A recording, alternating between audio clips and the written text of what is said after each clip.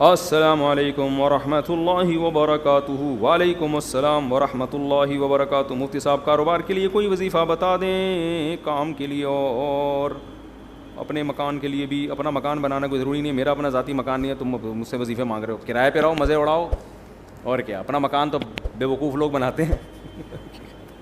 بہت پیسہ دے دیا اللہ نے اضافی, تو پھر بنا لو, ادھر ادھر ضائع ہو جائے گا. چلو اپنا مکان بنا لو, ورنہ مکان پہ بے وقوف لوگوں کا کام ہے یار. مجھے سب سے زیادہ ضرورت ہے اپنے مکان کی, کیونکہ میرے تو بچے بھی ماشاء اللہ ہول سیل کے حساب سے, اور گھر بھی. تو مجھے ضرورت نہیں, مسافر خانہ ہے یار. آپ کہہ سکتے ہو بچے کہاں جائیں گے, پھر آپ مر گئے تو یہ تو کرایہ کون, تمہارا باپ دے گا. یہ کراچی میں تو ہر بات میں باپ کو لے آتے ہیں بیچ میں. تو بھائی اللہ نے اضافی پیسہ دیا تو کوئی پراپرٹی بنا کے چھوڑ جاؤ, وہ بیچ کے کر لیں گے کچھ. کہ مگر کرائے پہ رہنے کا جو مزہ ہے وہ اپنے مکان میں مزہ نہیں ہے. کرائے میں رہنے کا مزہ ہے کہ واٹ لگاؤ اس کے مکان کی, حقیقت ہے. اپنے مکان کا نلکا بھی ٹوٹتا ہے نا, غم ہوتا ہے.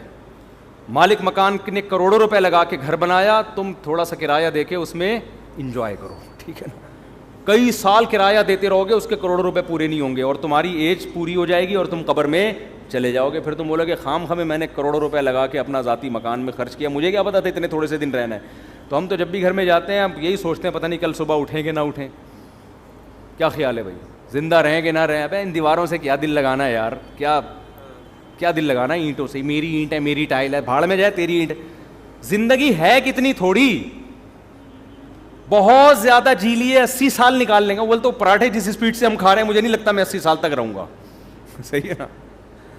ہم کہتے ہیں پراٹھے کھا کے مر جانا, یہ بغیر پراٹھوں کے 80 سال تک زندہ رہنے سے بہتر ہے. اللہ بچائے. ویسے جب مرنے لگتا ہے پھر آدمی یہ نہیں سوچتا, پھر کہتا ہے یار خیر.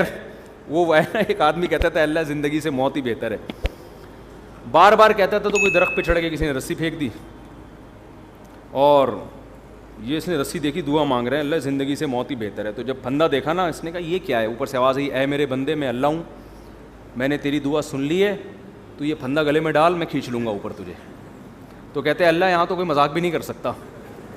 تو بہرحال زندگی کا کوئی بھروسہ. بہت جی لی, 80 سال جی لیں گے تو 80 میں کتنا ٹائم رہ گیا, ایسے ٹھک ٹھک ٹھک ٹھک کر کے ٹائم گزرتا ہے, اور وہ بھی بہت ہی مشکل ہے.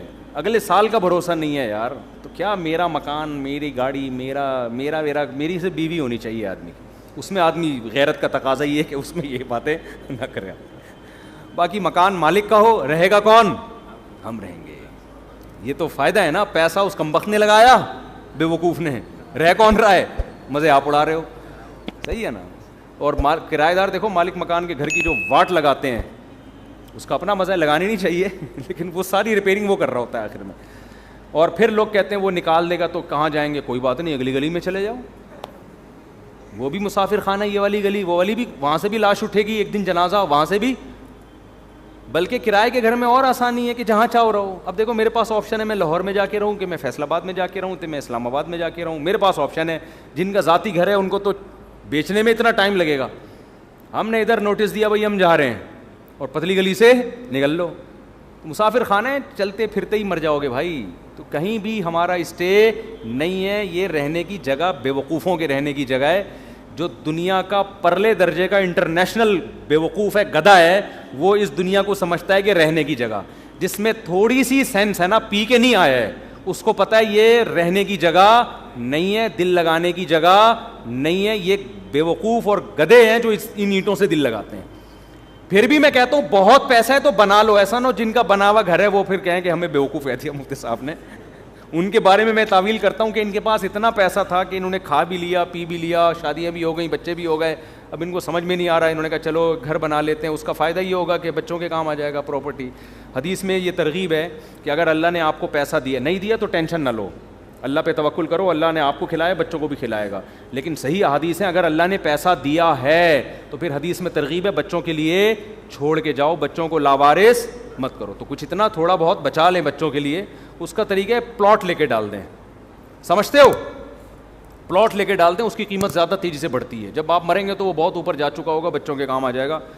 تو ورنہ بعض دفعہ ایسا ہوتا ہے کہ بچے رل رہے ہوتے ہیں, پاؤں میں پہننے کی چپل نہیں ہوتی ان کے پاس. تو اگر اللہ نے مال دیا ہے تو پھر بچوں کے لیے کچھ آپ کو بنا کے جانا پڑے گا. سمجھتے ہو. تو اس نیت سے کوئی کر لے تو ٹھیک ہے. یہ پتہ نہیں کہاں سے بات آئی تھی, یہ سوال پوچھا کیا تھا, ہم نکل کدھر کو لیے ہیں. کاروبار کا وظیفہ, مکان کا وظیفہ تو میں نہیں بتاؤں گا, ذاتی مکان ضرورت ہی نہیں ہے. کیا کاروبار کے لیے میں وظیفہ بتا دیتا ہوں. وہ وظیفہ یہ ہے کہ صبح اٹھ کے جاگنگ کرو, پہلے تو فجر کی نماز پڑھو, پھر جاگنگ کرو, پھر پٹھان روٹی کے 2 پراٹھے کھاؤ. اس سے آپ کو ملے گی موٹیویشن. جب کاکڑ دنہ ہو جائے گا, کاکڑ دنہ سمجھتے ہو, نئے نئے لوگ آتے رہتے ہیں, پرانے بور ہو جائیں گے.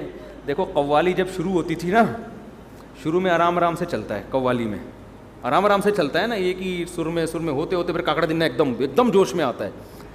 تو کاکڑ دنہ کا مطلب یہ ہوتا ہے ایک دم ہٹو بچوں کام ہو جائے اور ایک دم طبیعت میں جوش آ جائے. تو صبح فجر کی نماز پڑھو, پھر اس کے بعد کرو طبیعت سے جاگنگ, خوب پسینہ نکالو. پراٹھے نہیں کھاؤ, جو مرضی کھانا ہے کھا لو. اس تو ہو جائے گا, کیا ہو جائے گا, کاکڑ دنہ. آپ کی اسپیڈ بڑھ جائے گی.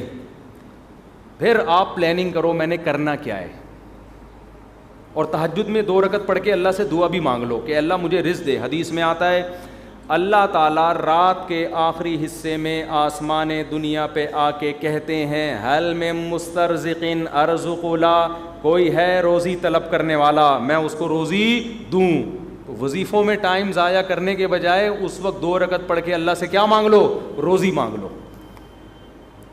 ہمارے یہاں کیا کرتے ہیں, میں کسی کو بتاتا ہوں نا تہجد میں 2 رکعت پڑھ کے اللہ سے روزی مانگ لے, وہ تہجد میں 2 رکعت پڑھنے کے لیے اٹھتا ہے, اس کے بعد پھر سوتا ہے, 1 بجے اٹھتا ہے پھر وہ.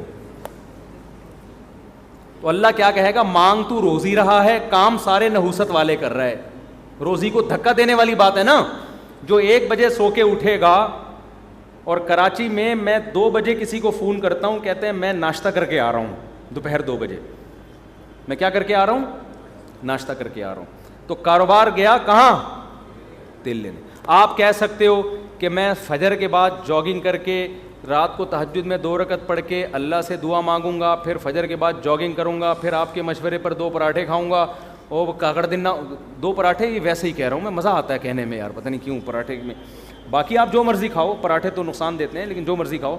اس کے بعد پھر میں جب یہ سارے کام کروں گا, میں دکان جاؤں گا تو میرے علاوہ کوئی بندہ شاپ پہ ہوگا ہی نہیں. تو کاروبار کیسے چلے گا صبح صبح. صحیح حدیث ہے بورک لامتی فی بکورہا, اللہ نے میری امت میں صبح کے وقتوں میں برکت. یہ میری بھی روٹین خراب ہوئی ہے, میری اپنی روٹین بھی خراب چل رہی ہے کراچی کی وجہ سے, لیکن اس کو سیٹ کرنے کی ضرورت ہے. تو صبح حدیث میں آتا ہے اللہ نے برکت رکھی ہے. اب لوگ کہتے ہیں ہم جب صبح دکان پہ بیٹھیں گے تو ہمارے علاوہ اس پوری کائنات میں کوئی بھی نہیں ہوگا, تو کسٹمر ہوگا ہی نہیں, تو کاروبار چلے گا کہاں سے.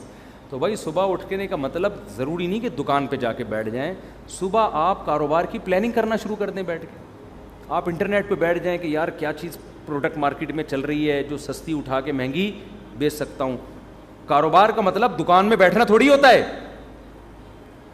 پلاننگ بھی تو کرنی ہوتی ہے نا. کیا ہو گیا, تو صبح آپ بیٹھو, جب جاگنگ کر کے پراٹھے کھاؤ, چائے شائے نہیں پی لو تو بھی غلط ہے, لیکن پی رہے ہیں تو کیا کریں. تو جب آپ بیٹھ گئے تو اس کے بعد پھر آپ کیا کرو, پلاننگ کرو. پلاننگ کیسے کرو, ایک ڈائری لو اور پین لو. دیکھو یہ انسان کی نیچر ہے, میں نے بارہا تجربہ کیا ہے. موبائل کی ڈائری میں جب آپ پلاننگ کرتے ہو آپ کا دماغ نہیں چلتا. یہ کچھ قدرت کی طرف سے یہ ہے. دماغ انسان کا جب ہی چلتا ہے جب اس کے ہاتھ میں قلم ہو. اٹھائیے نا, قرآن میں بلا وجہ نہیں اٹھا لی. میں نے دیکھا ہے کہ میں اگر کمپیوٹر پہ کچھ لکھ رہا ہوتا ہوں نا, کوئی دماغ جیسے کتاب لکھنی ہے, کوئی مضمون لکھنا ہے, زیادہ دماغ نہیں چلتا کمپوزنگ میں. ادھر آپ نے پین اٹھایا اور ڈائری اٹھا کے لکھنا شروع کیا, دماغ چلنا شروع. پھر اس کو بے شک کمپوز کرا لو بعد میں. تو آپ پین اٹھاؤ, ڈائری اٹھاؤ اور لکھو کہ یار میں نے کاروبار کم کرنا کیا ہے.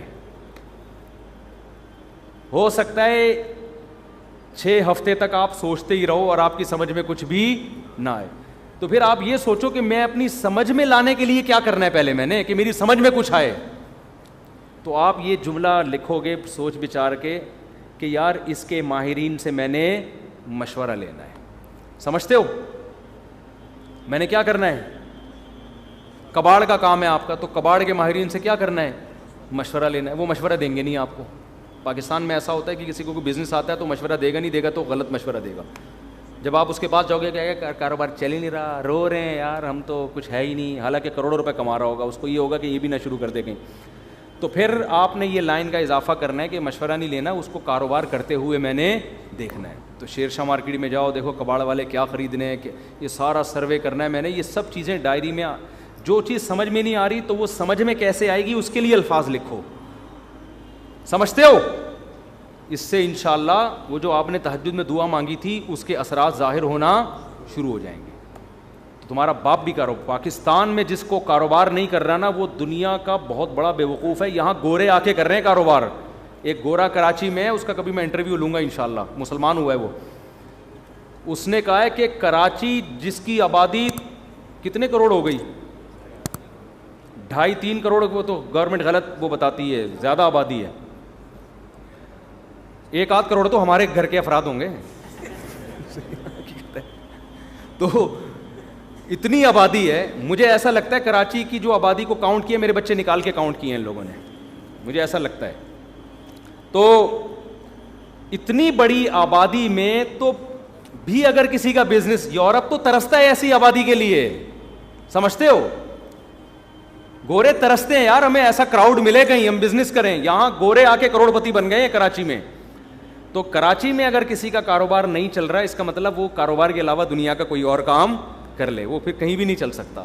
میں نے صدر میں دیکھا گرمیوں میں ایک آدمی کولر لے کے بیٹھا ہوا ہے ٹھنڈے پانی کا, لاکھوں روپے کماتا ہے اس سے, کیونکہ صدر میں پانی چاہیے ہر آدمی کو. وہ کولر لے کے بیٹھا ہوا ہے, پلا رہا ہے, لے بھی پی لے, سارا دن 5 روپے کا پتہ نہیں 10 روپے کا گلاس بیچ کے اسی سے ٹھیک ٹھاک.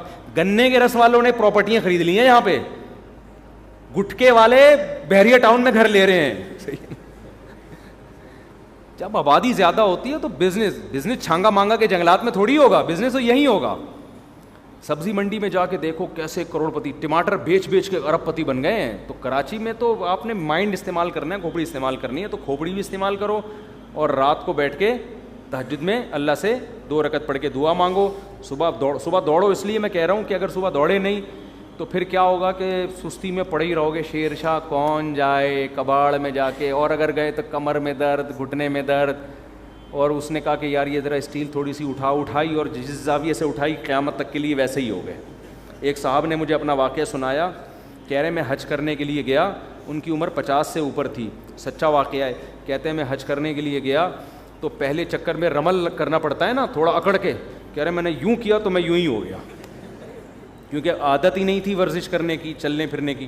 کہہ رہے ہیں ایسا پٹھے میرا پہلے جھٹکے میں ہی اٹکے ہیں, اکڑے ہیں, کہ اس کے بعد میں کافی ٹائم لگا دوبارہ نارمل کنڈیشن میں آنے میں. مالشیں ہوئی, پتہ نہیں میڈیسن لیے, پھر جا کے وہ رمل ہی رہا ان کا. اب تک میرا خیال ہے رمل ہی ہوتا رہا ان کا, گھر میں بھی رمل کرتے ہوئے آئے ہو. تو یہ حال ہو جاتا ہے انسان کا. تو اس لیے میں کہہ رہا ہوں صبح دوڑو گے تو ذرا فائدہ ہوگا. تو یہ وظیفہ میں نے آپ کو بتا دیا, اس پر عمل کریں. پھر بھی پیسہ نہیں آیا تو اس کا مطلب اللہ نے آپ کی قسمت میں کیا لکھی ہوئی ہے, غربت. پھر وہ نجومی والا واقعہ سوچا کریں کہ ایک نجومی کے پاس گیا غریب آدمی کہ بھائی میرے پاس پیسہ یہ کیا ہے, میں بہت پریشان ہوں غربت سے. اس نے کہا, اور لکیریں دیکھ کے کہا 10 سال اور پریشان رہیں گے آپ. یہ خوش ہو گیا کہ پھر اس کے بعد شاید پیسہ آ جائے. اس نے کہا پھر پیسہ آئے گا. اس نے کہا نہیں, پھر آپ کو غربت کی عادت ہو جائے گی, پریشانی ختم ہو جائے گی.